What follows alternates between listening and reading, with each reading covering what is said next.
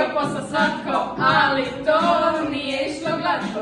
Trebali su proći određenu proceduru, prava i obveze predstavljali su avanturu. Manje poreze su plaćali i šta? Iz gradskom vlasti se kačili.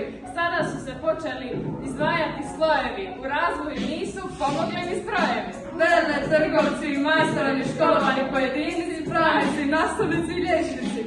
Aktivno su sudjelovali u razvoju gospodarstva, postali su članovi istog bratstva. Građanin je htio posla svatko, ali to nije.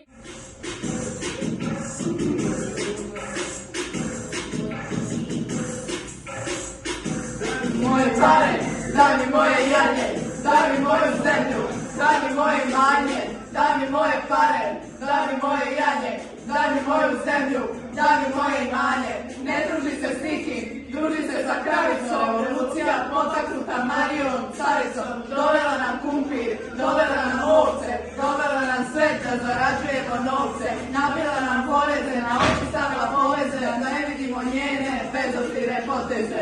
I to vam je ta socijalna država.